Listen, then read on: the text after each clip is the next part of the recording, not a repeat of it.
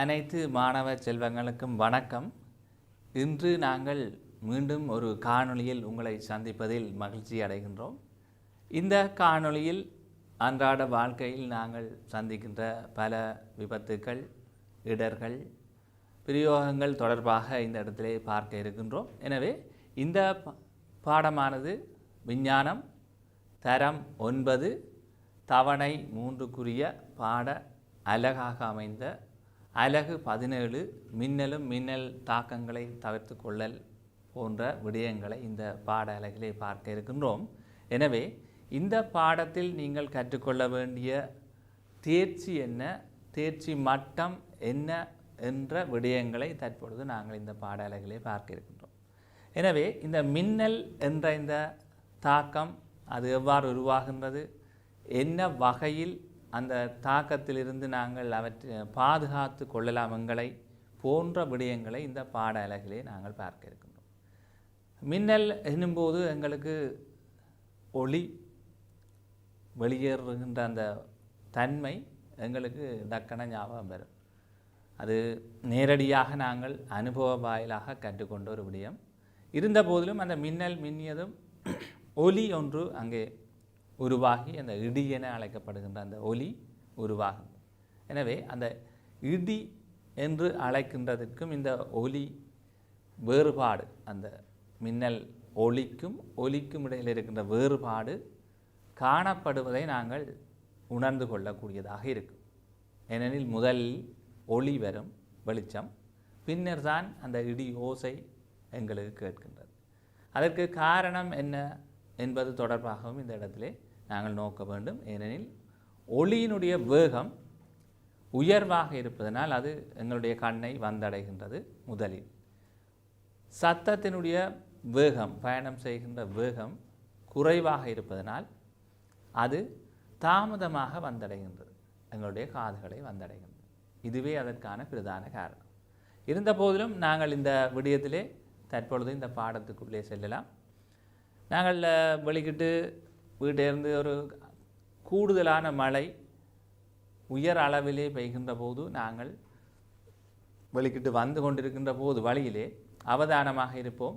அவ்வாறு பயணிக்கின்ற போது திடீரென இந்த ஒலி இடி மின்னல் போன்ற அந்த செயற்பாடுகள் நடைபெறுகின்ற போது நாங்கள் எவ்வாறு எங்களுடைய நிலையிலிருந்து தளர்ந்து அதனை உணர்கின்ற போது எங்களுக்கு ஒரு மாற்றம் உடலில் ஏற்படுகின்றது. எனவே அந்த நிலைகளிலே நாங்கள் எவ்வாறு நடந்து கொள்ள வேணும், எங்களை எவ்வாறு பாதுகாத்து கொள்ள வேண்டும், வீட்டில் உள்ளே இருக்கும்போது எவ்வாறு எங்களை பாதுகாத்து கொள்ள வேண்டும் போன்ற முக்கியமான விடயங்களை இந்த பாட அலகிலே பார்க்க இருக்கின்றோம். வாருங்கள் இந்த பாடத்துக்குள் செல்லலாம். இந்த பாடத்தினுடைய தேர்ச்சி என்னவெனில், இந்த தேர்ச்சி என்று சொல்லும்போது புவி மற்றும் அண்டவெளியின் இயல்புகள், உடைமைகள் மற்றும் அவற்றின் செயல்முறைகள் என்பவற்றை விளங்கி அபூர்வமாகவும் பேண்தகு முறையிலும் பயன்படுத்துவது தொடர்பாக தேடி ஆய்வர் என்பது இந்த பாட அலகினுடைய தேர்ச்சியாக அமைந்திருக்கின்றது. எனவே இந்த தேர்ச்சியில் நாங்கள் எங்களுடைய அறிவுபூர்வமாகவும் பேண்தகு முறையிலும் பயன்படுத்துவது தொடர்பாக தேடி ஆராய வேண்டிய தேவை இருக்கின்றது. எனவே இந்த தேர்ச்சியினுடைய சிறிய மட்டமான, உங்களுக்குரிய அந்த பாட அலகினுடைய சிறிய மட்டமான தேர்ச்சி மட்டத்தை நாங்கள் அடுத்து பார்க்க இருக்கின்றோம். இந்த தேர்ச்சி மட்டத்தை நோக்குகின்ற போது 4.2 மின்னல் தாக்கத்தினால் ஏற்படும் விபத்துக்களை தவிர்த்து கொள்வது பற்றி தேடி ஆய்வர்.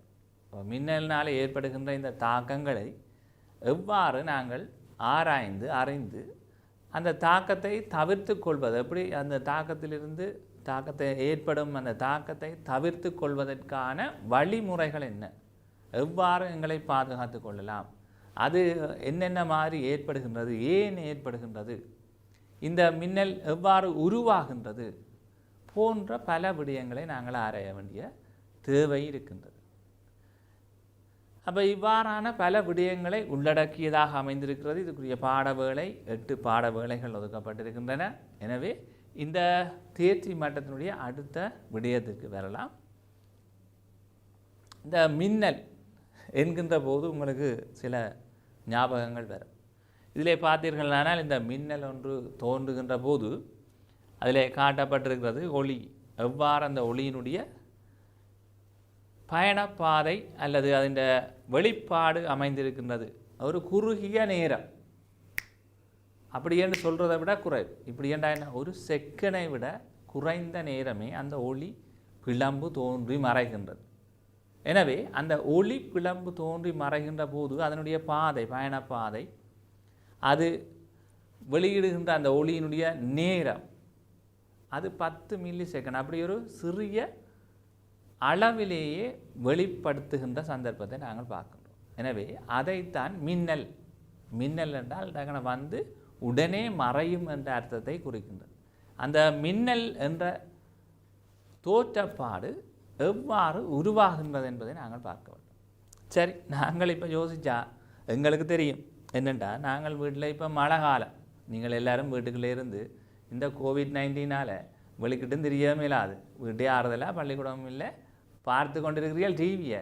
ஆனால் கவனமாக இருக்கணும். ஏன், அங்கே தான் விஷயம் இருக்குது. என்னென்னா, இந்த மின்னல் அடித்து நல்ல மழை பெய்கிற நேரத்தில் நீங்கள் டிவியை போட்டுட்டு அந்த ஆண்டனா வயரின் ஊடாக இந்த டிவியை போட்டுட்டு பார்த்து கொண்டிருக்க என்ன நடக்குமெண்டா, அங்கே இந்த வெளியில் இந்த மின்னல் உருவாகி உயர்ந்த நல்ல மழை அடிச்சுக்கின்ற போது அந்த மின்னல் காரணமாக உங்களுடைய ஆண்டனா ஊடாக அந்த மின்னல் உங்களுடைய ஆண்டனாவை தாக்குகின்ற போது அதன் ஊடாக இந்த மின்னோட்டம், உயர் மின்னோட்டம் பாய்ந்து உங்களுடைய வீட்டில் இருக்கிற டிவியில் என்ன செய்யலாம், வந்து அல்லது மின் உபகரணங்களை தாக்குவதனால என்ன நடக்கும், உங்களுக்கு ஆண்டனாக்கால வர்றது டிவியை தாக்கும். அதே மாதிரி மின் வடங்களின் ஊடாக இந்த தாக்கம் வருகின்ற போது உயர் மின்னோட்டம் உங்களுடைய வீட்டில் இருக்கிற மின் உபகரணங்கள் பாதிக்கப்படும். எனவே அதை பார்த்து கொண்டு அல்லது அதை தொட்டு கொண்டிருந்தால், நாங்கள் அதை பயன்படுத்தி கொண்டிருந்தால் எங்களுக்கும் அந்த தாக்கம் ஏற்படும். அதனால் வார விளைவுகள் பல இருக்கின்றன, அது உங்களுக்கு நன்றாக தெரியும்.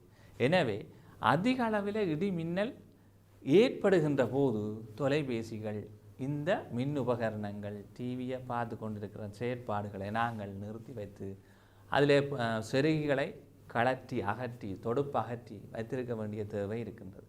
இது தொடர்பான விடயங்களை நாங்கள் பின்னுக்கு வருகின்ற போது பார்ப்போம். எனவே மின்னல் என்பது ஒரு குறுகிய நேரம், 10 மில்லி செகண்ட், அதாவது செகண்டை 10ஆ பிரித்தா அதில் வார அளவில் தான் கிட்டத்தட்ட வருது. 6ஆல் பிரித்தோம்னு சொன்னால் ஒரு 10 மில்லி செகண்ட் அல்லது ஒரு 20 மில்லி செகண்ட் மேக்சிமம். அதுக்கு மேலே என்ன செய்யாது, அந்த பாய்ச்சல், அந்த மின்னல் ஒளி பிளம்பு தோன்றுவதில்லை. ஏன் அப்படி தோன்றுகின்றது, இந்த விடயங்களை தான் நாங்கள் பார்க்க வேண்டும். அப்படி பார்த்தோம்னு சொன்னால் இந்த மின்னல் தோன்றி மறைகிறதுக்கு காரணம் என்ன, இந்த மின்னல் தோன்றுகின்ற போது அதனை தொடர்ந்து ஒலி உருவாகிறதுக்கு என்ன காரணம் போன்ற பல விடயங்களை நாங்கள் ஆராய வேண்டி இருக்கிறது. சரி, இப்போ நாங்கள் பார்ப்போம். இந்த மின்னலில் அடுத்ததாக நாங்கள் பார்த்தோம்னா எவ்வாறு இந்த மின்னல் உருவாகின்றது. இப்போ மின்னல் உருவாகணும்னா இப்போ வெயில் காலத்தில் உருவாகுமா மின்னல்? இல்லை. ஏன் உருவாகிற இல்லை வெயில் காலத்தில்? வெயில் காலத்தில் அங்கே முகில்கள் இருந்தாலும் குறைந்த அளவில் திரள் முகில்கள் காணப்படாது. அவை ஒன்றோடொன்று உராய்வுக்கு உட்படுகின்ற போது தான் என்ன செய்யுது, ஏற்றங்கள், நிலை மின்னேற்றங்கள் உருவாகின்றன. அந்த நிலை மின்னேற்றங்கள் உருவாவதனால் இந்த மழை முகில்கள், திரள் முகில்களிலே காணப்படுகின்ற நீர் துகள்கள் மற்றும் நீர் பளிங்குகள் என்று சொல்லப்படுகின்ற சின்ன துகள்களை ஒன்றோடொன்று இந்த முகில்கள் நகருகின்ற போது, காற்றினால் உராய்கின்ற போதும் அதன் மீது என்ன ஏற்றங்கள் உருவாகின்றன, நிலை மின்னேற்றங்கள். அந்த நிலை மின்னேற்றங்களுடைய அளவு அதிகரிக்கின்ற போது அந்த முகில்கள் காணப்படுகின்ற அந்த நிலை மின்னேற்றத்தின் அளவு உயர் பெருமானத்தை அடைகின்ற போதுதான் அவை ஒரு இடத்தில் இருந்து இன்னும் ஒரு இடத்திற்கு பாய்ந்து அந்த ஏற்றம் பரிமாற்றம் அடைகின்ற சந்தர்ப்பம் ஒன்று ஏற்படும், பாய்ந்து செல்கின்ற சந்தர்ப்பம். அவ்வாறு செல்கின்ற போதுதான் இங்கே மின்னல் என்ற அந்த செயற்பாடு, மின்னல் என்று சொல்லப்படுகின்ற அந்த நிகழ்வு நடைபெறுகின்றது. எனவே இந்த மின்னல் நடைபெறுவதற்கு காரணமாக அமைவது நிலை மின்னேற்றங்கள். எனது நிலை மின்னேற்றங்கள் என்ற அந்த விடயம் முக்கியமானதாக அமைகின்றது. அந்த நிலை மின்னேற்றங்கள் உருவாகின்ற போதுதான் இந்த மின்னல் உருவாகுவதற்கான சாத்தியக்கூறு இருக்கின்றது. எனவே மழை காலங்களிலே தான் அதிக அளவில் திரள் முகில்கள் உருவாகின்றன. மழை முகில்களில் காணப்படுற நீர் துகள்கள் இந்த முகில்கள் ஒரு முகிலுக்குள்ளேயே ஏற்றங்கள் அவற்றின் உராவினாலே ஏற்பட்டு ஏற்றங்கள் வேறுபட்ட ஏற்றங்கள் நேர் மறையண்ட நிலை மின்னேற்றங்கள் இருக்கின்ற நீங்கள் படிச்சிருக்கிறீர்கள் ஏற்கனவே பாடத்தில். எனவே முதல் தரமிட்டு முன்னுக்கு இருந்த அலகுகளிலே நாங்கள் கற்றிருக்கின்றோம். எனவே நிலை மின்னேற்றங்கள் 2 வகை காணப்படுகின்றது. ஒன்று நேர் ஏற்றம், இரண்டாவது மறை நிலை மின்னேற்றம். இந்த 2 வகையான ஏற்றங்கள் காணப்படுகின்ற போதுதான் உராய்வு ஏற்படுகின்ற போது, ஒன்றோடொன்று துகள்கள் உராய்கின்ற போது அவற்றிலே நேர் ஏற்றங்களும் மறை ஏற்றங்களும் தோன்றுகின்றன. இதனை நாங்கள் சீப்பை வச்சு உறைஞ்சி போட்டு தலைமையில தொட்டு 8ஆம் ஆண்டில் 7ஆம் ஆண்டில் பார்த்துருப்பீங்க. ஒரு சின்ன சின்ன என்னத்தை பேப்பர் கடதாசிகளை ஒட்டுதாண்டு பார்க்க தூக்கி பார்த்துருப்பேன். அப்போ அதில் தெரிஞ்சிருக்கும் விளையாட்டாக செய்திருப்பீங்கள. என்ன அதில் பார்த்தீங்கன்னா விளையாட்டாக செய்யல ஒட்டுதா இல்லையா ரெண்டு செய்து உறைஞ்சி போட்டு வச்சு தூக்குப்பட்டா ஒட்டுப்பட்டு கொண்டு வரதை நாங்கள் பார்க்கலாம். அவ்வாறான செயற்பாடுகள்லாம் செய்து பார்த்துருக்கீங்க. அப்போ நிலை மின்னேற்றம்டா என்ன, உரோஞ்சுவதால் நாங்கள் நிலை மின்னேற்றங்களை உருவாக்கலாம் என்று படிச்சிருக்கோம். தூண்டலினால் உருவாக்கலாம். இப்படி பல்வேறு 3 வழிமுறைகளில் நாங்கள் இந்த நிலை மின்னேற்றங்களை உருவாக்கலாம். அதே மாதிரியான நிலை மின்னேற்றம் உருவாகின்ற சந்தர்ப்பம் எங்கே என்று சொன்னால் இந்த முகில்களில் நடைபெறும். அப்போ முகில்களில் நடைபெற்றால் நாங்கள் என்ன செய்ய போகிறோம், எவ்வாறு இது உருவாகுது, நேர்மறை நிலை மின்னேற்றங்கள் அந்த இடங்களில் உருவாகின்ற போதுதான் இங்கே அந்த ஏற்றங்களுக்கு இடையில் இருக்கிற கவர்ச்சி விசை காரணமாக இந்த ஏற்றங்கள் பாய்ச்சலுக்கு உட்படுகின்றன. அந்த வேளையிலே தான் மின்னல் தோன்றுகின்றது. சரி, அப்போ இந்த மின்னல்ன்ற அமைப்பை பாருங்கள். இதில் ஒரு மலை முகில் காட்டியிருக்கிறோம். அந்த மலை முகிலில் நேர் ஏற்றங்கள் மேலே காணப்படுகிறது. கீழே இருக்கின்ற அந்த முகில்களில் மறை ஒன்றில் நேர் தோன்றினால் அடுத்த பகுதி அதுக்கு அதோட உராய்வுக்கு உட்பட்ட மற்ற பகுதியில் மறை நிலை மின்னேற்றங்கள் உருவாகும். இது நியதி. ஆகவே இந்த இடத்திலே நாங்கள் இந்த விளக்கம் உங்களுக்கு போதுமானது. இந்த இலத்திறன் தொடர்பாக இதனுடைய மேலதிக விடயங்களை நாங்கள் அடுத்து வருகின்ற உங்களுடைய தரங்களிலே நீங்கள் கற்றுக்கொள்ளக்கூடியதாக இருக்கும். இந்த மின்னல் அதிக எப்படி உருவாகுதுன்றதை நாங்கள் வரைவிலக்கணப்படுத்தி கட்டாயம் நீங்கள் எழுத வேணும். ஏனெண்டா எழுதினாத்தான் உங்களுக்கு ஞாபகத்தில் இருக்கு. அதனால் நாங்கள் இதில் இந்த மின்னல் என்ற விடயத்தை குறிப்பிட்டா என்ன என்றதை குறித்து கொள்ள வேணும். அப்போ நீங்கள் இப்போ என்ன செய்கிறீங்கன்னா இந்த மின்னல் என்றா என்ன என குறித்து கொள்ளலாம். பாருங்கள், அதிகளவு ஏற்றங்கள் மேகங்களில் ஒன்று திரள்வதனால் வழியினூடாக மின் கடத்தப்படுவதனால் வழியினூடாக மின் கடத்தப்படுவதனால் மின் இறக்கம் அடைதல் மின்னல் எனப்படும். அப்போ அதிகளவு ஏற்றங்கள் மேகங்களில் ஒன்று திரள்வதனால வழியினூடாக கடத்தப்படுகின்ற நிலைமை தோன்றுகின்ற போது அங்கே மின் இறக்கம், அந்த ஏற்றங்கள் ஒரு இடத்துலேருந்து இன்னொரு இடத்துக்கு பாய்ஞ்சு அந்த ஏற்றங்கள் ஒன்றோடு ஒன்று சேர்வதனாலே அவை நடுநிலை அடைகின்ற செயற்பாடு நிகழும். அந்த பாய்ச்சல் நடக்கின்ற போது அதை நாங்கள் சொல்லுவோம் மின் இறக்கம் அடைகின்ற அந்த செயற்பாட்டை மின்னல். சரியா? அப்போ மின்னல் என்பது ஏற்றங்களின் பாய்ச்சலினால் உருவாகின்றது என்பதை நாங்கள் விளங்கி கொள்ள வேண்டும். இது எங்கே நடைபெறுகிறது? இந்த மின்னல் எங்கே உருவாகும்? யோசிச்சு பாருங்க ஒருக்கா. எங்கே உருவாகும்? அது உருவாகிற இடம் எங்கே? அந்த மின்னல் என்பது நாங்கள் சாதாரணமாக இருக்கிற பாவிக்கிற எங்களுடைய மின்னோட்டங்களில் வர மின்னழுத்த வேறுபாடு அளவை விட பல மடங்கு உயர்வானது. மிக உயர்ந்த அளவில் இருக்கிறதாலான் அவ்வளவு தூரத்தில் இருந்தாலும் பாஞ்சு என்ன செய்து கீழே வந்து நிலத்தை அடையுது, அல்லது முகில்களுக்கு இடையில் அந்த ஏற்ற பாய்ச்சல் நடக்குது, அல்லது அந்த முகில்களில் இருந்து வலிக்கு அந்த பாய்ச்சல் நிகழ்கிறது. இவ்வாறு மின்னல்கள் வெவ்வேறு வகைகளாக இருக்குது. அதை நாங்கள் இன்றைக்கி பார்க்க போகிறோம். சரி, இப்போ இந்த மின்னல்ண்டா என்னென்னு பார்த்துட்டோம். இனி இந்த மின்னல்ன்ற வகைகள் என்னென்ன இருக்குது, எவ்வாறான வகைப்படுத்துகிற மின்னல்களை, அந்த மின்னல்களின் இறக்கமடைகின்ற அந்த மின்னல் உருவாகி இறக்கமடைந்து போகிற முறையின் அடிப்படையில் நாங்கள் மின்னல்களை வகைப்படுத்தி இருக்கிறோம். அதில் பார்த்தோம்னா முதலாவது முகில் மின்னல். என்னது முதலாவது? முகில் மின்னல். என்ன முகில் மின்னல்ன்றார்? முகிலையே காணல் என்று இதுக்குள்ள இருட்டாக இருக்கிறபடியாக உங்களுக்கு முகில் தெரியல. அப்போ முகில் மின்னல் என்னென்றால் 2 முகில்களுக்கு இடையில் ஒன்றோடி ஒன்று அந்த 2 முகில்களும் உராய்வு அடைகின்ற போது உருவாகின்ற அந்த நிலை மின்னேற்றங்கள் ஒன்றில் நேரேற்றம் இருந்தால் மற்ற முகிலில் மறையேற்றம் காணப்படுகிறது. ஒன்றில் நேரேற்றம் மற்றதில் மறையேற்றம். அப்போ அவை உறைஞ்சுகின்ற போது உராய்வடுகின்ற காற்றினாலே முகில்கள் என்ன செய்யும்? வேகமாக மழை முகில்கள் நகர்வதை நீங்கள் அவதானித்திருப்பீர்கள்.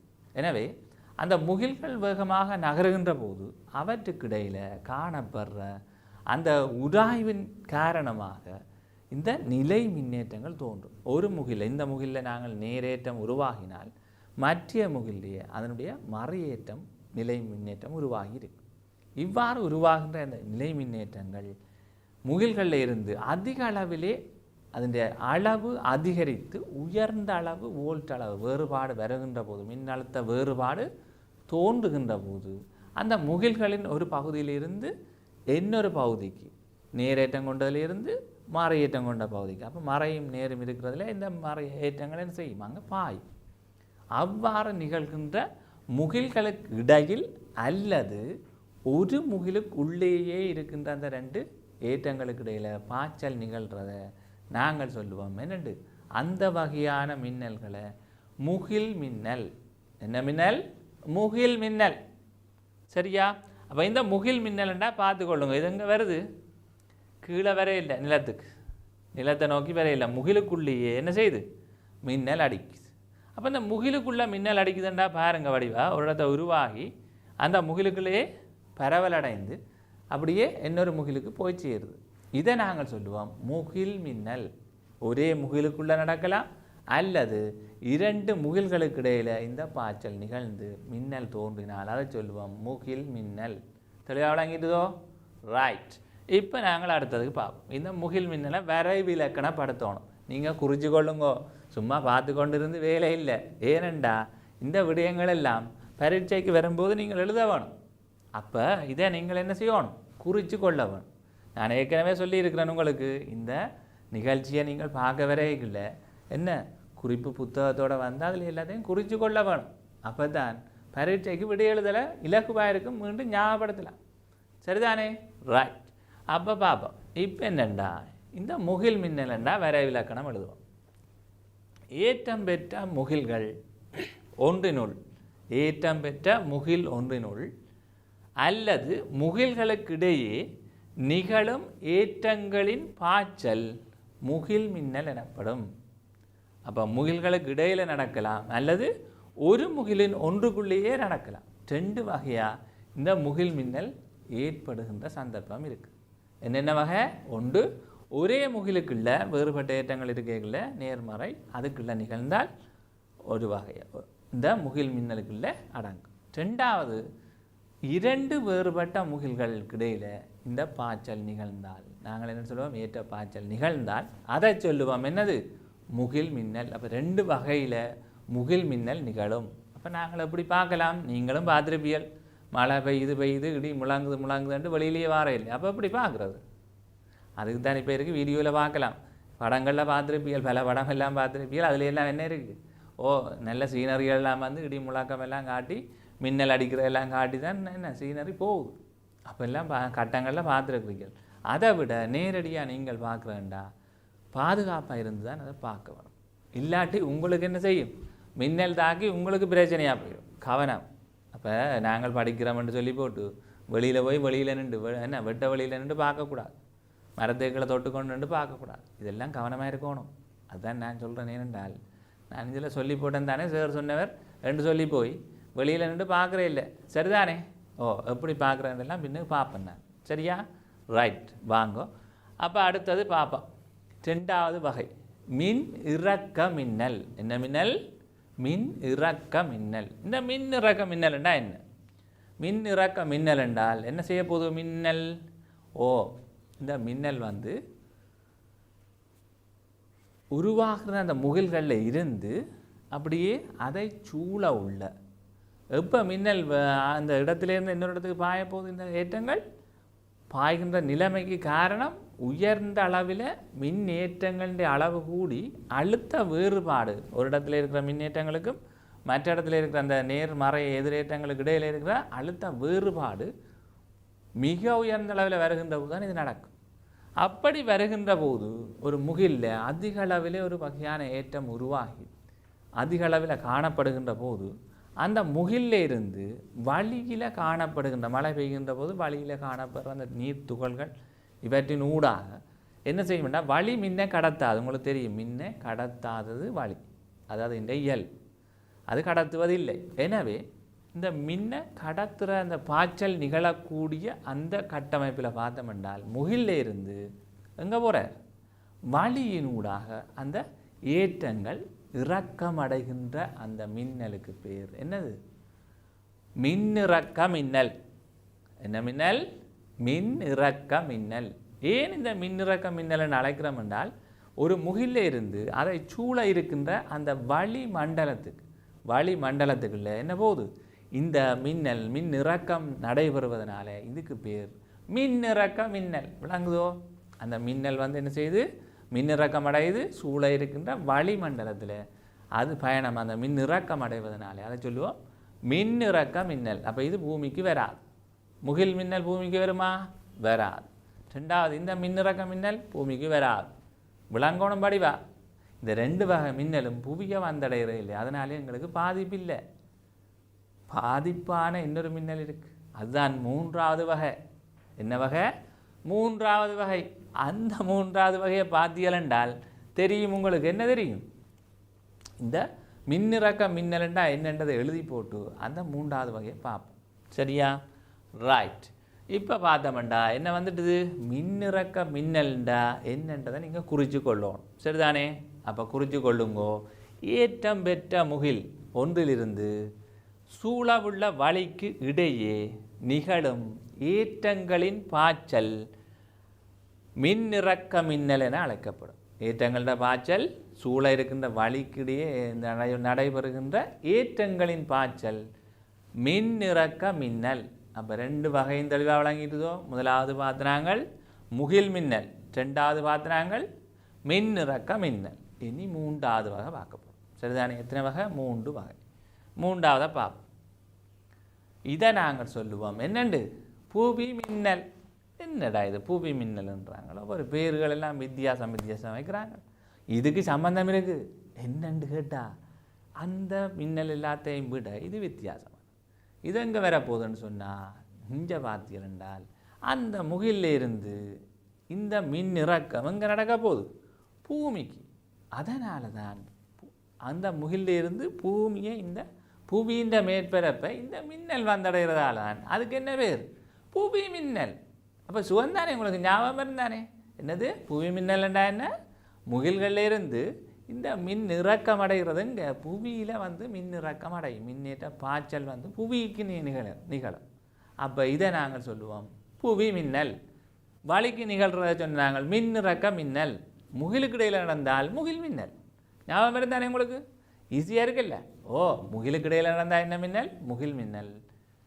வழி சூழ இருக்கின்ற வழிக்கிடையில் நடந்தால் அதை சொல்லுவோம் என்னண்டு, மின்னிறக்க மின்னல் அல்லது வழி மின்னல் என்று கூட ஒரு பேர் இருக்குது. சரிதானே? ரெண்டு. மூன்றாவதுக்கு என்ன பேர், புவி மின்னல். ஏன், புவியோட சம்பந்தம் விளங்குதானே, யாரோட சம்பந்தமோ அதை வச்சு தான் பேரே வச்சிருக்கிறோம். இப்போ விஞ்ஞானத்தில் விளக்கமாக தான் செய்திருக்கிறோம். வடிவாக ஞாபகப்படுத்தி கொள்ளுங்கோ. சரிதானே? ரைட். அப்போ இந்த புவி மின்னல் என்ன நடக்குது, எப்படி உருவாகி எங்கே வந்தடையுது, புவியை வந்தடையுது. அது நீர் மேற்பரப்பாக இருக்கலாம், தரை மேற்பரப்பாக இருக்கலாம், அல்லது இங்கே வரலாம் மரங்களாக இருக்கலாம், விலங்குகளாக இருக்கலாம், மனிதராக இருக்கலாம், கட்டிடங்களாக இருக்கலாம், ஏதாவது இருக்கலாம். எல்லா இடத்துலையும் எவ்வாறு இது வந்து சேருது என்றதை நாங்கள் பார்க்க போகிறோம். சரி வாங்க. அப்போ எழுதி கொள்ளணும். முதலாவது புவி மின்னலண்டா என்னென்று எழுதி கொள்வோம். ஏன் எழுதி கொள்வது முக்கியம்தானே, எழுதி கொள்ளுங்க. அப்போ என்னென்னா, ஏற்றம் பெற்ற முகில் ஒன்றிலிருந்து புவிக்கு நிகழும் மறை ஏற்றங்களின் பாய்ச்சல் என்னென்னு சொல்லுவோம், புவி மின்னல். மறை ஏற்றங்களின் பாய்ச்சல் புவி மின்னல் எனப்படும். அட இது என்னடா இது, மறை ஏற்றங்களின் பாய்ச்சலா? ஏன் இதில் மறை ஏற்றம்னு சொல்கிறாங்க? இதில் தான் விஷயம் இருக்குது. என்னென்னா, முகிலில் உருவாகின அந்த நேரேற்றத்துக்கு எதிராக தூண்டலினாலே அந்த ஏற்றங்களுடைய அளவு கூட கூட நடுநிலையான இந்த பூமியின் மேற்பரப்பில் இருந்து என்ன செய்யும், அந்த ஏற்றங்களுக்கு எதிராக இங்கே அதில் உருவான ஏற்றங்களுக்கு எதிரான நீர் ஏற்றங்கள் இந்த மேற்பரப்பை வந்தடையும். சரிதானே? அப்போ நேர் ஏற்றங்கள் இங்கே காணப்படும், முகிலில் மறையேற்றம் இருக்கும். அந்த மறையேற்றம், அதாவது இலத்திரன்கள் அங்கே இருந்து என்ன செய்யும், பாய்ந்து எங்கே வந்தடையும்? புவியை வந்தடையும். எப்போ வடையதுக்கு வழி மின்ன கடத்தாது, வழியின் ஊடாக பாஞ்சு செல்றதுக்குரிய சின்ன சின்ன துகள்கள் காணப்படுற அந்த நீராவி துணிகைகளினூடாக பயணம் செய்யக்கூடியதாக இருக்கின்ற அந்த நீர் துகள்களினூடாக பயணம் செய்யக்கூடிய நிலையை உருவாக்கி உயர் வோல்ட் அளவு வருகின்ற போதுதான் அது இந்த பாய்ச்சலின் மூலம் புவியை வந்தடையும். அப்போ புவியின் மேற்பரப்பில் இருக்கிற தூண்டலினால் உருவாகிற நேரேற்றம், முகிலில் இருக்கிற மறையேற்றம் அங்கே இருந்து பாஞ்சு என்ன செய்யும்? ஓடி வந்து அங்கே சேருவார், இந்த நேரேற்றத்தை வந்தடைந்து நடுநிலை அடைவார். அப்போ இதைத்தான் நாங்கள் சொல்கிறோம் என்னென்று புவி மின்னல். விளங்குதோ வடிவா? ரைட். அப்போ இந்த புவி மின்னலில் நாங்கள் எழுதி கொண்டு இருக்கிறோம் எங்கள் முகிலில் இருந்து புவியை வந்தடைகின்ற மறையேற்றங்களின் பாய்ச்சல். வடிவா ஞாபகம் வச்சு கொள்ளுங்க, மறையேற்றங்களினுடைய பாய்ச்சல். இலத்திரன் வந்து மறையேற்றம், அங்கே பாய்ஞ்சு ஓடக்கூடியதாக இருக்கிறான் அவர் தான். என்னது? மறையேற்றங்களின் பாய்ச்சல். குறித்து வச்சுக்கொள்ளணும். ரைட். சரி, அடுத்தது பார்ப்போம். இந்த புவி மின்னல் எப்படி உருவாதுன்றதுக்கான விளக்கம் தான் இதில் சொல்லியிருக்கு. என்ன விளக்கம் பாருங்க. ஏற்றங்கள் ஒரு முகிலில் உருவாகினாலும் அங்கே நேர் மறையண்டு இருக்குது. இதுக்கிடையிலே அடுத்ததாக பார்த்தோம் என்றால் இந்த ஏற்றங்களில் இந்த மறையேற்றத்துக்கு எதிராக தூண்டலினால் இங்கே புவி இந்த மேற்பரப்பில் என்ன உருவாகுது? நேரேற்றங்கள் தோன்றுகின்றது. இதை சொல்லுவோம் தூண்டலினால் உருவாகின்ற நிலை மின்னேற்றங்கள். தொடுகையினால் உருவாகலாம், சரிதானே, உரோஞ்சுவதால் உருவாகலாம். மூன்றாவது வகையை என்னது? தூண்டுதலால் உருவாக்க முடியும் நிலை மின்னேற்றங்கள். அப்போ நாங்கள் இந்த தூண்டலினால் இந்த மேற்பரப்பில் வார ஏற்றங்களை நோக்கித்தான் என்ன செய்யும்? இந்த முகிலில் இருந்து புவிக்கு மின் ஏற்ற பாய்ச்சல், மறை மின்னேற்ற பாய்ச்சல் நிகழும். அந்த பாய்ச்சலுக்கு தான் நாங்கள் என்ன பேர் வச்சுக்கிறோம்? புவி மின்னல். அப்போ ஏன் மின்னல் உருவாகிறதுக்கு முதல் காரணம் நிலை மின்னேற்றம். நிலை மின்னேற்றம் எப்படி வந்தது? அது என்ன எது இருக்குது? முகில்கள மேற்பரப்பின் ஊடாக காற்றின் அசைவினால் வரலாம். முகில்கள் ஒன்றோடி ஒன்று அந்த காற்றில் நகர்ந்து செல்கின்ற போது அவற்றுக்கிடையில் ஏற்படுற உராய்வினால் தான் நிலை மின்னேற்றங்கள் உருவாகுது. அப்போ முக்கியமாக இந்த நிலை மின்னேற்றம் காரணமாக இருக்குது. நிலை மின்னேற்றம் எப்படி உருவாகுதுன்னு உங்களுக்கு தெரியணும். அடுத்தது அது ஏன் இங்கே புவிக்கு வருதுன்னு விளங்கும். இவ்வளவு தெரிஞ்சால் உங்களுக்கு மின்னல் தொடர்பான அடிப்படையான விளக்கங்கள், எண்ணக்கருக்கள் உருவாகி இருக்கும். சரியா? ரைட். இப்போ நாங்கள் பார்ப்போம். அப்போ இந்த புவி மின்னல் எப்போ எவ்வளவு அளவில் வருகின்ற போது நிகழும் என்றதை பார்ப்போம். இப்போ அதில் பார்த்தீங்கன்னா முதலாவது புவி மின்னலில் அழுத்த வேறுபாட்டை பார்த்தோம்னு சொன்னார். அந்த நிலை மின்னேற்றங்களால் உருவாகின்ற அந்த அழுத்த வேறுபாடு பார்த்தோம்னு சொன்னால் 10 மில்லியன் வோல்ட். சாதாரண வோல்ட் எவ்வளவு? எங்கட சும்மா பேட்டரின்னு 1.5. அதே மாதிரி எங்களோட மற்ற வோல்ட் அளவுகளை நாங்கள் அளவிட்டால் எங்களோட மின்னோட்டத்தின் அளவை எங்களோட வீட்டு மின்சுற்றில் பார்த்தோம்னா 240. பெரிய டவரில் பார்த்தோம்னு சொன்னால் மின்ன கடத்துகிற பெரிய கோபுரங்களில் பார்த்தீங்கன்னா 33,000 அப்படி என்று இருக்குது. ஆனால் அந்த அளவில் இங்கே நடக்கிறத பார்த்தீங்கன்னா உங்களுக்கு தெளிவாக தெரியும் எவ்வளவு? 10 மில்லியன் வோல்ட் அளவில் இந்த வேறுபாடு வருகின்ற போது. ஏனென்று சொன்னால் அந்த தூரத்தை பாருங்கள். புவியின் மேற்பரப்பில் இருந்து இந்த மலை முகில்கள் இருக்கின்ற மேற்பரப்பு பல கிலோமீட்டர் கணக்கான இடைவெளி. அவ்வளவு இடத்தையும் கடந்து இந்த மின் ஏற்ற பாய்ச்சல் நிகழ்கின்றது என்பதை நிகழணும் என்று சொன்னால் இந்த மாதிரி அழுத்த வேறுபாடு உயர்வான பெருமானத்தில் இருக்கின்ற போது தான் அது நிகழும். அழுத்த வேறுபாடு குறைஞ்சால் அதன் தூரம் என்ன செய்யணும்? இடைவெளி வந்து அதுக்கிடையில் இருக்கிற இடைவெளி குறைவாக இருக்கின்ற போது தான் பாயும். அப்போ நாங்கள் பார்க்கலாம். அடுத்தது பாருங்க, ஒரு மின்னலில் அந்த மின்னல் நிகழ்வதற்கு பாய்கின்ற அந்த நேரம், மின் இறக்கம் நிகழ்கின்ற நேரம் வந்து இவ்வளவு வித்தியாசம் இருந்தாலும் 10 மில்லி செகண்ட். இவ்வளவு 10 மில்லி செகண்ட். அப்போ 10 மில்லி செகண்ட்னா ரைட் டக்குண்டுங்களை இப்படி சுண்டி முடிக்கிற கடையில் அதுக்குள்ளே இருக்கிறதுல 6ல் ஒரு பங்கு. எனவே அந்தளவு நேரம் தான் ஒளிர போகுது. அடுத்தது பாருங்க, மின் ஓட்டம் ஆம்பியர் வந்து எவ்வளவு? 25,000 ஆம்பியர். சாதாரணமாக எங்களுக்கு எவ்வளவு? குறைந்த ஆம்பியர் தான் பயன்படுத்துகிறோம். 25,000 ஆம்பியர்னா என்ன செய்யும்? மிக உயர்ந்த அளவிலான ஓட்டம். எனவே சாதாரண இந்த வயர்களின் ஊடாக கடத்த முடியாத அளவுக்கான பெரிய ஓட்டமாக இருக்குது. அதனால் வயர்களெல்லாம் உருகும். அதிൻ്റെ ஒரு பகுதி தான் எங்களுக்கு தாக்கும். மின்னல் தாக்க இல்லை, முழுக்களும் அப்படியே தாக்குறதா இல்லை. பெரிய மரங்களில் விழுந்தால் என்ன செய்யும்? மரங்கள் அதன் ஊடாக பச்சை மரம் கடத்துகின்ற போது இந்த ஏற்றங்களை நிலத்தை நோக்கி உயர்ந்த அளவில் இருக்க அந்த உயரமான பகுதியிலே இது கிட்டே இருக்கோ அதுக்கு தான் இந்த மின்னேற்ற பாய்ச்சல் நடைபெறும். அப்போ மரங்கள் என்ன செய்யும்? உயர் அளவில் மின்னோட்டத்தை கடக்க ஹீட் ஆகி என்ன செய்யும்? எரிய ஆரம்பிக்கிற சந்தர்ப்பங்களும் இருக்குது. அப்படி நிகழ்வுகள் நடைபெற்றிருக்கு. சரியா? ராய். இப்போ வெப்பநிலை எவ்வளோ வரும் பாருங்க. திடீரென்று ஒரு 10 மில்லி செகண்டில் எவ்வளோ வெப்பநிலை வரப்போகுது? 30,000 பாகசி. எவ்வளவு? சூரியன் மேற்பரப்பின் வெப்பநிலையை போல 6 மடங்கு உயர்ந்த வெப்பநிலை என்னையும் ஒரு 10 மில்லி செகண்டுக்கு தான் வரும். கன நேரம் வந்து நிற்காது. எவ்வளவு? 10 மில்லி செகண்ட். அப்போ அந்த 10 மில்லி செகண்டில் வந்து 30,000 பாசிக்கு வந்து குறைஞ்சி வந்துடும் பழைய நிலைக்கு. விளங்குதோ? அப்போ இவ்வளவு விஷயம் இருக்கிறதால தான் என்ன இது அந்த விடயத்தை நாங்கள் கவனிக்க வேணும். அடுத்ததை பார்ப்போம். இந்த மின்னல்ல என்ன மாதிரி நாங்கள் என்ன மாதிரி உருவாக்கி பார்க்கலாம்ட்டு. சரிதானே? நாங்கள் என்ன செய்யலாம்? எவ்வாறு உருவாக்கி பார்க்கலாம்ட்டு. சரியா? அப்போ எவ்வாறு உருவாக்கி பார்க்குறதுன்னு சொன்னால் நாங்கள் என்ன செய்யணும்? இந்த இதில் அது கண்டு நாங்கள் என்ன செய்கிறோம்? இண்டக்ஷன் கோயில் எங்களை தூண்டல் சுருளை பயன்படுத்தி ஒரு 6 வோல்ட் தான் கொடுக்க போகிறோம். பேட்டரியால் 6 வோல்ட்டை கொடுத்தா இந்த அமைப்புக்கு தான் பேர் தூண்டல் சுருள். என்னது? தூண்டல் சுருள். இந்த தூண்டல் சுருளில் இதுக்குள்ளதான் என்ன இருக்குது? தூண்டல் சுருள் இருக்குது. செப்பு கம்பியால் சுத்தப்பட்டிருக்கு. 2 வகையான சுருள்கள் காணப்படுது. ஒன்றில் குறைந்த மின்னோட்டத்தை கொடுத்து குறைந்த மின்னோட்டம் குறைந்த வோல்ட் அளவை கொடுத்து நாங்கள் சுற்றுக்கள் எண்ணிக்கை அதிகரிப்பதன் ஊடாக உயர்ந்த வோல்ட் அளவு வேறுபாட்டை அதாவது அதுக்கிடையில் உருவாக்கி அதுக்கிடையில் பாய்ச்சலை தொடர்ச்சியாக இல்லை விட்டு விட்டு மின் பாய்ச்சலை ஏற்படுத்த போகிறோம். சரிதானே? அதுக்கு தான் இந்த கருவியை பயன்படுத்துகிறோம். இதை சொல்லுவோம் என்னென்று? தூண்டல் சுருள். என்னது? தூண்டல் சுருள். அப்போ இதில் இந்த தூண்டல் சுருள் என்ற அந்த அமைப்பில் காணப்படுற செப்பு கம்பி சுருள்களோட அமைப்பு தொடுசாவி காணப்படுது. அங்கால மின் இணைப்பு செய்கிறதுக்கு ஆளி காணப்படுது. முனைகள் காணப்படுது. இப்போ இந்த முனைகளை பார்த்தோம்னு சொன்னால் நாங்கள் என்ன செய்யலாம்? இதில் வேறுபாடுகள் இருக்குது. இந்த முனைகள் 2க்கும் இடையில் தான் இந்த பாய்ச்சல் நிகழப்போகுது. அப்போ நாங்கள் இப்போ என்ன செய்கிறோம் என்றால் இதில் எங்களோட ஏசியில் இருந்து டிசி அதாவது ஆடலோட்ட மின்னோட்டம் எங்களோட உயர் வோல்ட் அளவு 240 இருந்து 6 வோல்ட்டாக மாற்றி டிசி நேரோட்டத்தை பெற்றுக்கொள்கிறோம். இதில் அதுக்கு தான் இந்த அமைப்பு. 2வது தான் இது. அப்போ இதில் இருந்து நாங்கள் பெற்றுக்கொள்கிறது என்னது? இந்த அமைப்பை பார்த்தோம்னு சொன்னால் எங்களுக்கு காணப்படுறது என்னது? ரைட். அப்போ இதில் இணைப்பு இணைச்சிருக்குது. வேறு இதில் இருந்து நேர் இங்கே இணைக்கிருக்கு. மறை இங்கால இணைச்சிருக்கிறோம். அப்போ இந்த அமைப்புக்கு பேர் தூண்டல் சுருள். இந்த தூண்டல் சுருளில் ஆளி இதில் காணப்படுது. இணைப்புகள் இங்கேயும் வழங்கப்பட்டிருக்கு. இந்த ஆளியை நான் இயக்கினால் இதன் ஊடாக மின்னோட்டம் வந்து இதனூடாக தொடர்ச்சியாக இல்லாமல் விட்டு விட்டு போகின்ற போது இங்கே உயர் அளவில் இந்த மின் பாய்ச்சல் நிகழும்.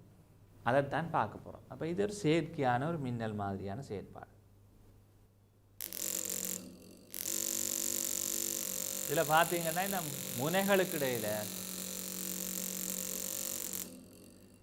முனைகளுக்கு இடையில் இந்த ஏற்ற பாய்ச்சல் நடைபெறுகின்றது.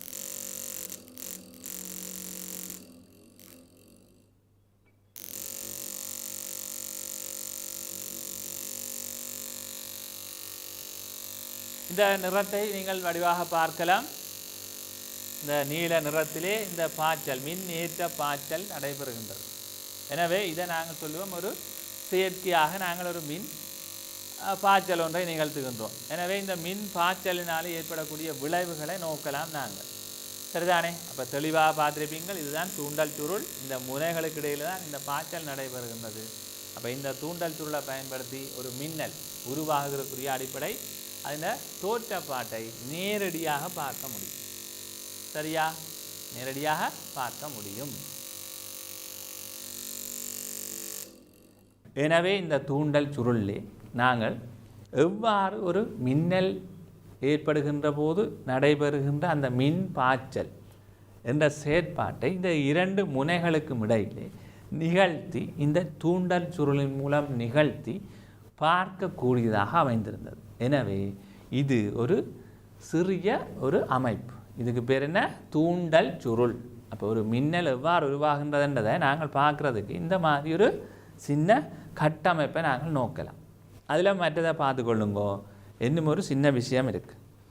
எனவே நாங்கள் இப்பொழுது ஒரு சின்ன விடயத்தை அவதானிக்க இருக்கின்றோம். அதாவது இந்த தூண்டல் சுருளொன்றிலே நடைபெறுகின்ற இந்த மின் இறக்க பாய்ச்சல், இந்த பாய்ச்சல் நிகழ்கின்ற போது அதற்கிடையிலே நடைபெறுகின்ற மாற்றம், அந்த பாய்ச்சலுக்குள்ளே நாங்கள் இந்த பொருளொன்றை உள்ளுக்கு செலுத்துகின்ற போது என்ன நிகழ்கின்றது என்பதை தற்பொழுது பார்க்கலாம். அப்போ எவ்வாறு இந்த பாய்ச்சல் நிகழ்கின்ற போது ஏற்படுகின்ற விளைவை நாங்கள் இப்பொழுது நோக்கலாம். எனவே இந்த விளைவை தெளிவாக பாருங்கள். இப்பொழுது ஒலி உருவாகின்றது, தீப்பற்றுகின்றது. எனவே நீங்கள் பார்க்க வேண்டும், இந்த பொருள் தீப்பற்றக்கூடிய விளைவை தருகின்றது. எனவே இது கவனமாக நாங்கள் செய்ய வேண்டிய ஒரு விடயம். இது கவனமாக கையாள வேண்டும். இதில் ஏற்படுகின்ற அந்த மின் பொறியினாலே இலகுவாக தீப்பற்றக்கூடிய சந்தர்ப்பங்கள் இருக்கின்றது. எனவே இந்த விடயத்திலே நாங்கள் நோக்கினால் உயர்ந்த அளவிலே இந்த வோல்டேஜ் அளவு உயர்வாக இருக்கின்ற போது நாங்கள் மிக மென்மையான பொருட்களை வைக்கின்ற போது தீப்பொறி, கிட்டத்தட்ட இந்த தீப்பொறி என்று அழைப்போம். எனவே தீப்பற்றுகின்ற சாத்தியக்கூறுகள் அதிக அளவில் இருக்கின்றது. இது சாதாரண டிஷ்யூ பேப்பராக இருந்தது. ஒரு கடுதாசியை கூட என்ன செய்யும், ஓட்டை, அதாவது துவாரம் அடைந்து அதன் ஊடாக பாய்ச்சல் நிகழ்கின்ற போது அது தகனத்துக்குள்ளாகின்ற சந்தர்ப்பம் இருக்கின்றது. பார்க்கலாம் நாங்கள் மீண்டும் ஒரு தடவை இந்த ஒரு பேப்பர் ஒன்றின் ஊடாக என்ன செய்கிறது.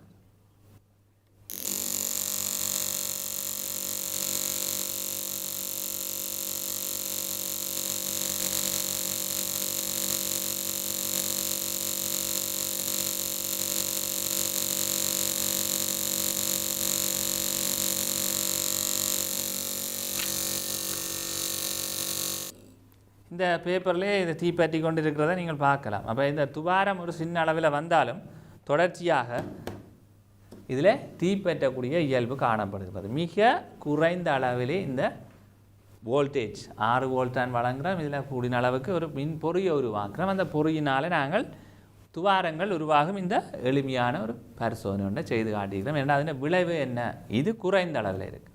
ஆனால் இங்கே நாங்கள் பார்க்குறது இது மின்னல்ன்ற மிக உயர்ந்தளவு 10 மில்லியன் வோல்ட், 25,000 ஆம்பியர். அப்போ என்ன செய்யும், அது பாஞ்சால் அதுக்குள்ளால் எங்களால் என்ன செய்யலாது, உயிரோடு இருக்கையில். அதே எங்களோட உடலின் கூட கடத்துகின்ற இயல்பு. ஏனென்றால் இதில் காணப்படுற பதார்த்தங்கள், நீர், அயன்கள் காரணமாக எங்களோட உடலினூடாக இது பாய்கின்ற இயல்பு உயர்ந்த அளவில் நிகழக்கூடியதாக இருக்கிறது.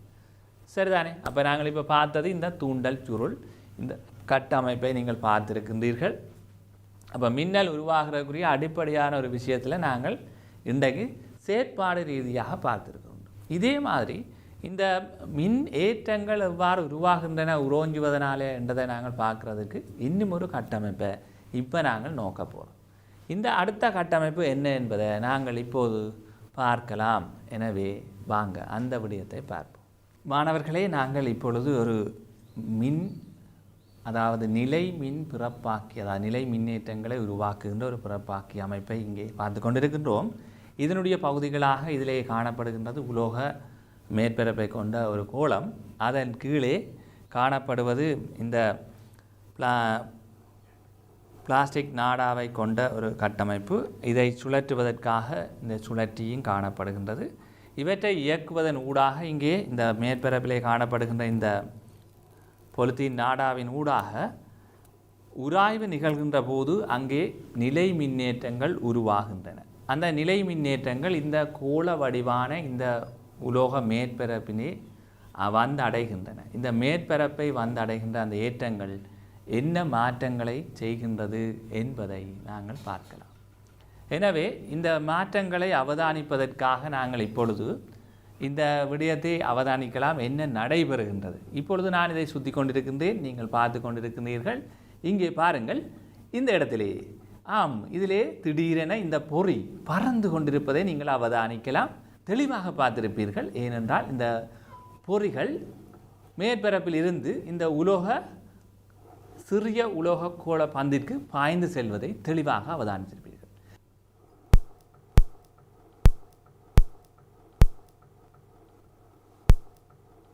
எனவே இந்த பாய்ச்சல் நிகழ்வதற்கான காரணம் இந்த மேற்பரப்பிலே உருவாக்கப்பட்டிருந்த அந்த நிலை மின்னேற்றங்கள் அந்த சிறிய கோளத்திற்கு பாய்ந்திருப்பது காரணமாகவே அந்த ஏற்றப்பாய்ச்சல் நிகழ்ந்தது. இந்த மேற்பரப்பில் அதிக அளவில் இருந்தது.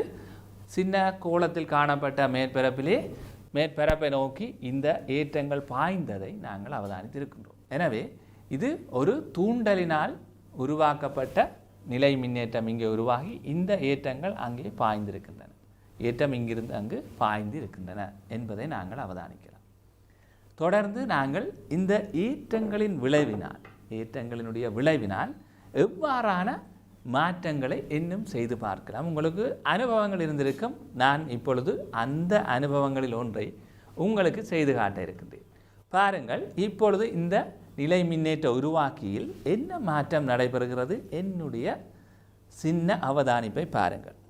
என்னுடைய தலைமயிரை அவதானித்துக் கொள்ளுங்கள். தெளிவாக பாருங்கள் என்னுடைய தலைமயிரிலே நடைபெறுகின்ற மாற்றத்தை.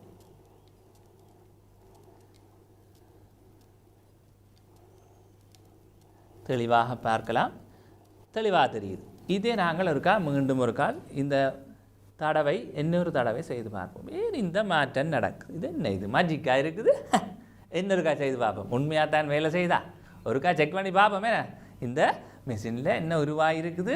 நிலை மின்னேற்றம் இங்கே தலைமயிர் காணப்படுது. நாங்கள் ஒருக்கா திருப்பி செய்து பார்ப்போம். என்ன? ஓ பாருங்க, மெல்ல மெல்ல சுத்துறன் என்ன செய்யுது? தலையை திருப்பி பார்க்குறேன். ஓ தலையில் ஏதோ புல் அரிக்கிற மாதிரி இருக்குது. இங்கே பாருங்க, தெளிவாக தெரியுதோ? இதுதான் விஷயம். பார்த்தீங்களா எப்படி இருக்கு? இங்கே பாருங்க வடிவா. அப்படித்தான் இருக்குது விஷயம். என்னண்டா தலையை மயிரை என்ன செய்திருக்கு? அப்படியே எழும்பி வந்துருக்குது. இப்போ பாருங்க, நான் திருப்பி அமர்த்தினா தான் பழைய நிலைக்கு வருது. அமர்த்தினா என்ன செய்கிறோம்? எங்களோட தொடுகையில் ஏற்றங்கள் எங்களோட கை கடத்தப்பட்டு நடுநிலையாக்கப்படுது. எனவே தலைமயிர் மீண்டும் பழைய நிலைக்கு வருகின்றது. அப்போ எங்களோட உரோமங்கள் ஏற்றங்களினால் என்ன தூண்டல்ல இந்த மாற்றத்தை நாங்கள் அவதானிக்கலாம். இதை நீங்கள் வீட்டிலையும் என்ன செய்திருக்கலாம்? உங்களுடைய வீடுகளிலையும் இந்த பிளாஸ்டிக் கதிரைகள் உராய்வுகள் இந்த மேற்பரப்புகளிலே இந்த மேற்பரப்பில் அயன் பண்ணுகின்ற போது உடைகள் இந்த மேற்பரப்பிலே போன்றவற்றில் வர முடியும். எனவே நாங்கள் இந்த விடயத்தை அவதானித்ததை ஞாபகத்தில் வைத்துக் கொண்டு ஏனைய பகுதிக்கு செல்லலாம். எனவே நாங்கள் இந்த பரிசோதனைகள் பலவற்றை பார்த்திருக்கின்றோம். இந்த விடயங்களை அவதானித்து கொண்டு எங்களுடைய அடுத்த விடயங்களுக்கு வருவோம். இதிலே பார்த்த தூண்டல் சுருளை தொடர்ந்து அடுத்ததாக அதனுடைய அமைப்பு, தூண்டல் சுருள் காணப்படுகின்றது, இந்த முனைகள் காணப்படுகின்றன, இணைப்பு எவ்வாறென காட்டப்பட்டிருக்கிறது. எனவே இதையும் பார்த்து அறிந்து கொள்வதற்காக இந்த இடத்திலே காட்டியிருக்கின்றேன். இந்த விடயத்தையும் அவதானித்து கொள்ளுங்கள். தொடர்ந்து நாங்கள் அடுத்த விடயமாக இந்த எங்களுடைய ஸ்பார்க் பிளக் என்று சொல்லுவோம், எங்களுடைய இக்னிஷியன், அதாவது எரிபொருள் தாங்கிகளில் பிஸ்டனிலே பயன்படுத்தப்படுகின்ற இந்த பிளக்கை அவதானிக்கலாம். அதிலேயும் இவ்வாறான பாய்ச்சல் மூலமே தீப்பொறிகள் உருவாக்கப்பட்டு தகனம் நடைபெறுகின்றது.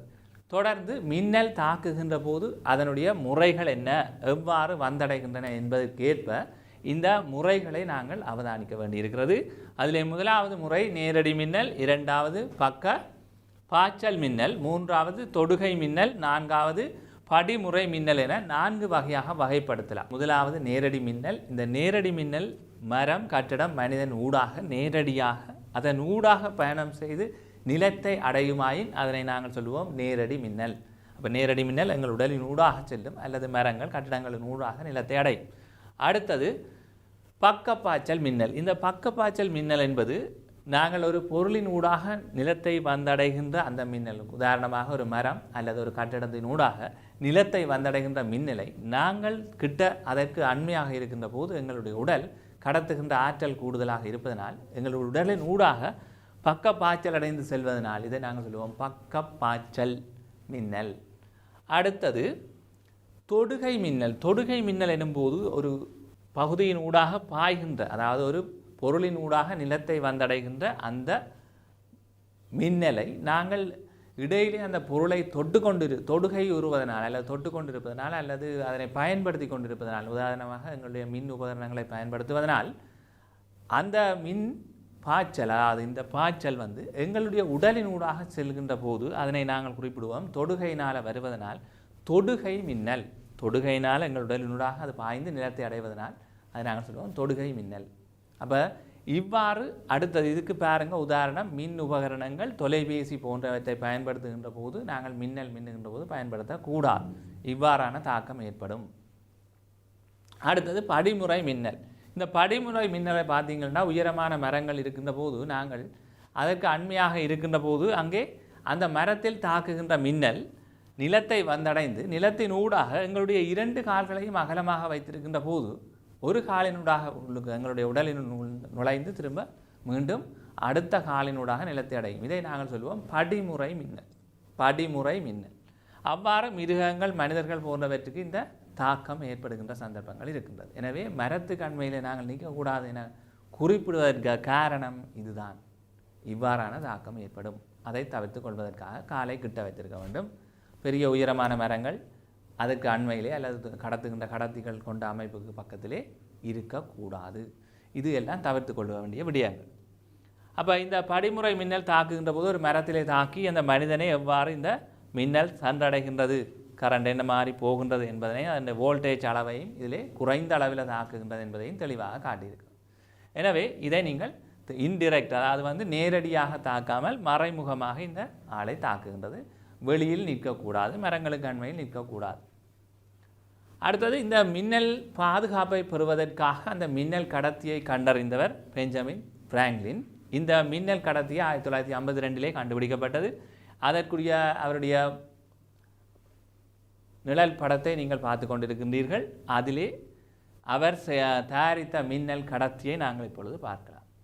இந்த செப்பு உலோகத்தால் ஆன மின்னல் கடத்தி. செப்பு நன்றாக மின்னை கடத்துகின்ற ஆற்றலுடையது. ஏற்ற பாய்ச்சல் நிகழ்வதற்கு ஏற்ற ஒரு உலோகம். எனவே அதனுடைய அமைப்பிலே இவ்வாறான அமைப்புகள் உருவாக்கப்பட்டு கட்டடங்கள், எங்களுடைய வீடுகள் போன்ற உயரமான இடங்கள்லையும் இந்த மின்னல் கடத்திகள் பொருத்தப்பட்டு அவை நிலத்திற்கு, அதாவது புவித்தொடுப்பு செய்யப்படுவதன் ஊடாக அந்த கட்டடங்களிலே மின்னல் தாக்கங்களிலிருந்து பாதுகாக்கப்படுகின்றது. அந்த செயற்பாட்டை இந்த மின்னல் கடத்தி செய்யுது. இதை ஆக்குறதுக்கான உலோகம் என்ன? செப்பு. ஞாபகம் வச்சு கொள்ள வேண்டும். இதை ஆக்குவதற்கான உலோகம் செப்பு. நன்றாக மின்னை கடத்தும். தனியாக எங்கள்ட வைரப்புல மெல்லிய கடத்தி அல்ல, பெரிய பட்டியாகத்தான் இந்த செப்பு உலோகத்தால் ஆக்கப்பட்ட இந்த கட்டமைப்பு புவித்தொடுப்பு செய்யப்படும் ஆழமான பகுதி. முந்தின காலங்களிலே இந்த உயரமான கட்டிடங்களிலே, எனவே வெளியான இடங்களில் பயணம் செய்யும்போது குடையில் மேற்பரப்பிலே இந்த சிறிய கடத்தியை பொருத்தி அதனூடாக வயரண்டை நிலத்துக்கு விட்டு பயணம் செய்திருக்கிறார்கள். அதிலிருந்து வெளிகளிலே பயணிக்கும் போது பாதுகாப்பை தேடுவதற்காக. இதற்கு பதிலாக நாங்கள் வாகனங்களுக்குள் தொடுகையற்ற முறையிலே இருப்பது ஒரு பாதுகாப்பான செயற்பாடு. அடுத்து பார்த்தோம் என்றால் எங்களுடைய கட்டிடங்களிலே எவ்வாறு இணைக்கப்பட்டிருக்கின்றது. உயர்ந்த இந்த கட்டிடங்களிலே முனையிலே பொருத்தப்பட்டிருப்பது இந்த மின்னல் கடத்தி சுத்தவர இணைப்பு பொருத்தப்பட்டு பட்டிகையாக கீழே கொண்டு வரப்பட்ட அந்த செப்பு நிலத்தினூடாக புவித்தொடுப்பு செய்யப்படும். இதனூடாக கடத்தப்பட்டு புவியை வந்தடையும். எனவே உயர் வோல்ட்டளவு, அதிக அம்பியர் வருகின்றது மின்னோட்டம். எனவே வெப்பம் பிறப்பிக்கப்படும். அதை தடுக்கிறதுக்காக பெரிய பரப்பை கொண்ட குறுக்குவெட்டு பரப்பு உடையதாக இந்த கடத்திகள் அமைக்கப்பட்டிருக்கும். செப்பு உலோகத்தால் ஆனது, நன்றாக கடத்துவதற்கு.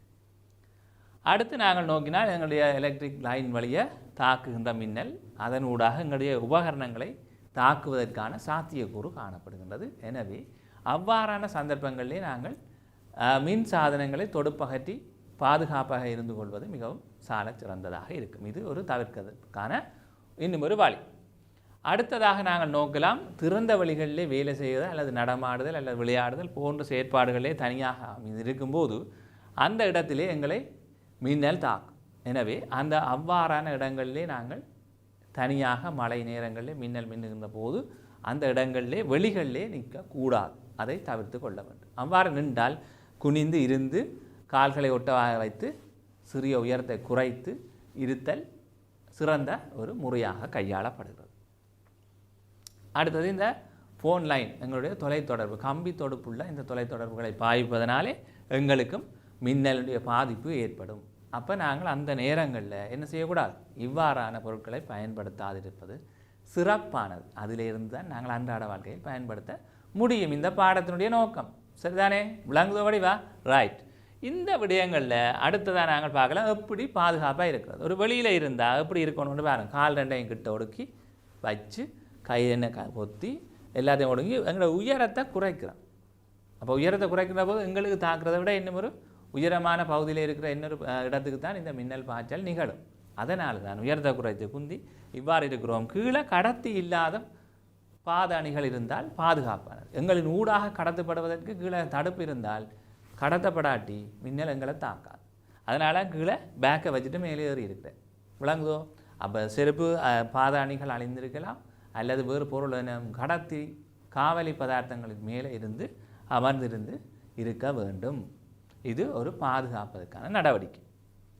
அடுத்தது, இந்த மின்னல் தாக்கம் நிகழ்ந்தால் அதனூடாக ஏற்பட்ட பாதிப்பு ஒருவருக்கு ஏற்பட்டால் அவருடைய உடலில் மாற்றங்களை அவதானிக்கலாம். சில வேளை அவருக்கு மூச்சு நின்றிருக்கலாம், இதயம் துடிப்பது நின்றிருக்கலாம், அல்லது அவருடைய செயற்பாடுகள் அற்று இருக்கலாம், போன்றவற்றை அவதானிக்கலாம். எனவே உடனடியாக அவ்வாறு மின்னல் தாக்கியவரை நாங்கள் முதலுதவி சிகிச்சை அளிக்க வேண்டும். பயப்பட தேவையில்லை. அதை தொட்டால் எங்களுக்கு கரண்ட் அடிக்கும் என்று அப்படி அல்ல. மின்னல் தாக்குகின்ற போது அந்த 10 மில்லி செகண்டில் அந்த பாய்ச்சல், மின் பாய்ச்சல், உயர் மின் பாய்ச்சல் சென்றடைந்து வெளியேறிவிடும். அப்போ அதற்கு பிறகு என்ன செய்யாதங்களுக்கு அதிலே எந்தவித தொடுவதிலே எந்த பாதிப்பும் இல்லை. பயப்படாமல் தொட்டு உடனடியாக அவருடைய கை பாதங்கள் போன்றவற்றை சூடாக்க வேண்டும். மூச்சு நின்றிருந்தால் செயற்கை சுவாசம் வழங்க வேண்டும்.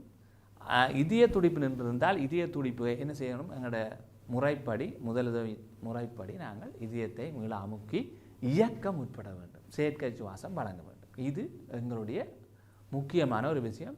இந்த நிகழ்வுகள் நடந்து கொண்டிருக்கின்ற போதே நாங்கள் என்ன செய்ய வேண்டும்? அவ்வாறே உடனடியாக அவரை வைத்தியசாலைக்கு அழைத்து செல்ல வேண்டும். அங்கே சிகிச்சை அளிக்கும் வரைக்கும் முதலுதவி வழங்க வேண்டும். இது எங்களுடைய கடப்பாடு, பாதுகாப்பதற்கான ஒரு வழிமுறை. எனவே பயப்பட தேவையில்லை. இதிலே காட்டப்பட்டிருக்கிறது ஒரு முதலுதவி செயற்பாடு. அடுத்ததாக நாங்கள் பார்த்தோம் என்றால், இது இதயம் நின்றவருக்கு எவ்வாறு இதயத்தை மீள இயக்குவதற்கான அமுக்குகின்ற முறை காட்டப்பட்டிருக்கின்றது. இதயத்தை எவ்வாறு அமுக்கி இயங்க வைப்பதற்கான ஒரு முதலுதவி செயற்பாட்டினுடைய படம் காட்டப்பட்டிருக்கிறது. சரியாக இதயத்தின் மேலே இந்த 2 கைகளையும் இணைத்து மிக பலமாக அமுக்க வேண்டும். அவ்வாறு தான் அந்த இதயத்தினுடைய துடிப்பை ஏற்படுத்த முடியும். அதுக்கு போதிய பயிற்சி பெற்றிருத்தல் சிறப்பானதாக இருக்கும். அடுத்து, தாக்கிய ஒருவனுடைய சிறிய அளவிலே தாக்கத்துக்குள்ளான ஒருவனுடைய உடல் அமைப்பு காட்டப்பட்டிருக்கிறது. இதில் பார்த்தீங்கன்னா அந்த நீளத்துக்கு அப்படியே மெல்லவா படிப்படியாக அந்த அடையாளங்கள் காணப்படுகின்றது. இந்த மின்னல் மின் ஏற்றங்கள் பாய்ந்து இறக்கமடைந்திருப்பதை காட்டுகின்றது. என்ன தளம்பு அப்படியே காணப்படுகின்றது. எனவே அடுத்ததாக நாங்கள் பார்க்கலாம், மனிதர் மட்டுமல்ல, இதனால் பாதிக்கப்படுவது மரங்களும் கூட. தாவரங்களும் உயரமாக இருப்பதனாலே அவற்றை தாக்கினால் அவருடைய உள்பகுதிகளிலே ஏற்பட்ட பாதிப்புகள் காரணமாக இவ்வாறு வெளியேறுகின்ற சந்தர்ப்பங்கள் எல்லாம் இருக்கின்றது. விசைன் பாய்ந்து மரம் இறந்து போகிற சந்தர்ப்பங்கள் இருக்கின்றது. மரத்திலே தாக்குகின்ற போது ஏற்படுகின்ற விளைவை பாருங்கள். அந்த மரத்தினுடைய கிளைகள் மேற்பரப்பிலே இருந்து தாக்கி கீழ் நோக்கி உயர் வெப்பநிலை உருவாவதனாலே அவை தீப்பற்றுகின்ற சந்தர்ப்பங்கள் காணப்படுகின்றன. அவை தீப்பற்றுகின்ற சந்தர்ப்பங்கள் போன்றவற்றின் ஊடாக இந்த விளைவு பயங்கரமாக இருக்கும். எனவே இந்த பாடத்திலே கற்றுக்கொண்டதன் ஊடாக நாங்கள் ஆரம்பத்திலே குறிப்பிட்டது போல தொடுப்புகளை அகற்றி பாதுகாப்பாக இருப்பதற்கான நடவடிக்கைகள், அவற்றை வெளியிலே சென்று தனியாக நின்று அவதானிக்கக்கூடாது. நேரடியாக வெளிகளில் நிற்பதை தவிர்த்தல், எவ்வாறு இருத்தல், எவ்வாறு பாதுகாப்பாக இருத்தல், வீட்டிலே எவ்வாறு நாங்கள் இந்த தொடுப்புகளை அகற்றி பாதுகாப்பாக இருக்க வேண்டும் என்பது தொடர்பாகவும், எவ்வாறு இந்த மின்னல் ஏற்படுகின்றது போன்ற பல விடயங்களை கற்றிருக்கின்றோம். எனவே நீங்கள் அன்றாட வாழ்க்கையில் இந்த விடயங்களை பயன்படுத்தி உங்கள் பயன் பெற வேண்டும் என கேட்டு இந்த காணொளியில் விடை பெறுகின்றேன். நன்றி, வணக்கம்.